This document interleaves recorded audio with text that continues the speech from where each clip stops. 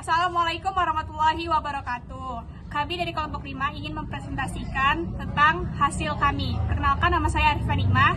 Nama saya Kandari Seza. Saya Siti Rahmadani. Saya Nita Ulia. Saya Rifki Fatur Rahman. Saya Farel Rizky Pratama. Langsung dimulai saja. Penyakit gastritis. Gastritis adalah peradangan pada lapisan lambung yang dapat menyebabkan rasa nyeri atau tidak nyaman pada perut bagian atas, mual, muntah, atau kembung. Gastritis akut dapat berlangsung dalam waktu singkat, sementara gastritis kronis dapat bertahan lama dan menyebabkan kerusakan permanen pada lapisan lambung. Penyebabnya ada dari infeksi Helicobacter pylori.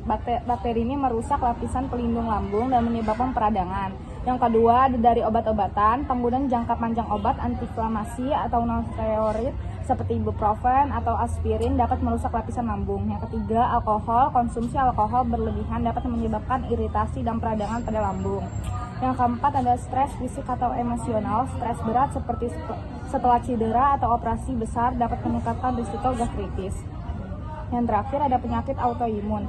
Dalam beberapa kasus, tubuh dapat menyerang sel-sel lapisan lambung sendiri menyebabkan gastritis.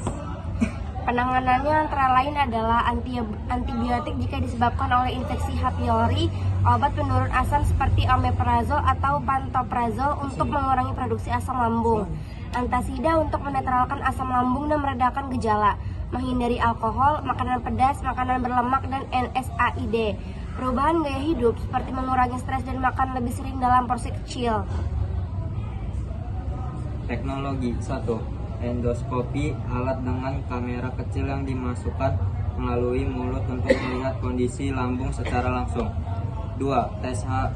pylori, uji untuk mendeteksi bakteri penyebab gastritis melalui napas darah atau tinja. 3. Analisis citraal menggunakan kecerdasan buatan untuk menganalisis gambar endoskopi dan mendeteksi kelainan dengan cepat. 4. Pemantauan asam lambung non-invasif, alat seperti kapsul pH untuk memantau asam lambung tanpa selang. 5. Obat nano, obat berbasis nanoteknologi untuk pengobatan yang lebih efektif pada area lambung yang meradang. 6. Telemedicine dan aplikasi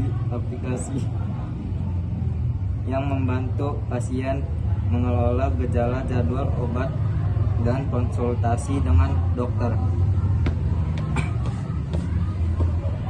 Penyakit gastroesophageal reflux disease atau GERD.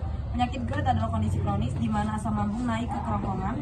Reflux asam menyebabkan gejala seperti heartburn, rasa panas di dada, regurgitasi, makanan kembali ke mulut, dan rasa sakit pada dada atau ulu hati.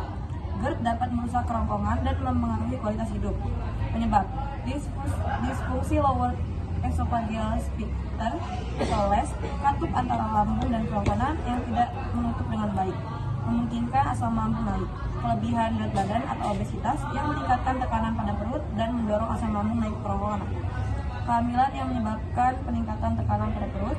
Makanan tertentu seperti coklat, makanan pedas, tomat, dan makanan berlemak, merokok, dan alkohol dapat memperburuk GERD. Penanganan: obat penurun asam seperti PPI, omeprazol, lantrazol, atau H2 blockers, ranitidin untuk mengurangi produksi asam, antasida untuk menetralkan asam lambung. Pembedahan: dalam kasus parah, prosedur bedah seperti fundoplikasi penguatan les dapat dilakukan untuk mencegah reflux. Perubahan gaya hidup: menghindari makanan pemicu, makanan dalam porsi kecil, tidak berbaris secara setelah makan, dan menurunkan berat badan. Teknologi 1. Endoskopi memasukkan kamera kecil ke dalam kerongkongan untuk Bisa adanya iritasi atau kerusakan akibat asam lambung. 2. pH monitoring, alat yang mengukur kadar asam di kerongkongan selama 24 jam untuk mengetahui frekuensi reflux.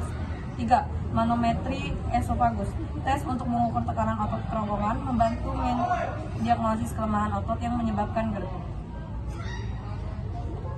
4. Analisis citra, kecerdasan buatan yang membantu mendeteksi kerusakan jaringan di kerongkongan melalui gambar endoskopi. 5. Terapi endoskopi, prosedur minimal invasif untuk memperkuat mencatat gejala, memantau pola makan, dan mengingatkan jadwal obat. Sekian dari kelompok kami. Kami akhiri. Wassalamualaikum Warahmatullahi wabarakatuh.